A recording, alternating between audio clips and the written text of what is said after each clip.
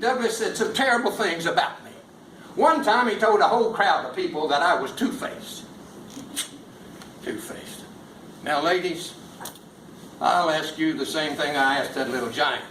Now, if I really was a fella that had two faces, you think I'd come out here tonight and look like this? What reminds me of another story altogether. I was in the store in Springfield one day, and Miss Jones come in the front door. She was this old lady, lived there. I bet you she was 100 years old. And she'd never been married either. She's too mean to be married. She's mean as a rattlesnake, you know. And she come in the door, and she stole me back in the corner. She stared at me for the longest time, and finally she went, well, my. Lincoln, you got to be the ugliest human being I've ever seen. I said to Miss Jones, I'm sorry you feel that way, but you know, ma'am, I can't help the way I look, you know. She looked at me again, she went, what you mean you can't help it?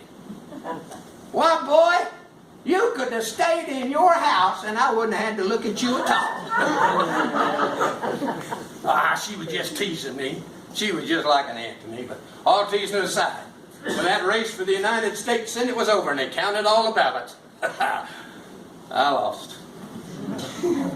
But because of all the national attention I received and a newfangled gadget called the telegraph, I was elected the 16th President of the United States and the first Republican to ever have that position. I left my home in Springfield, headed for Washington, D.C. the day before my birthday, February the 11th, 1861. I was not prepared to make any sort of speech, but when I got to the depot, when I stepped up on the platform of the rail car, when I looked out and I saw the faces of so many of my neighbors, I had to say something to them. My friends, no one not in my situation can appreciate my feeling of sadness at this parting.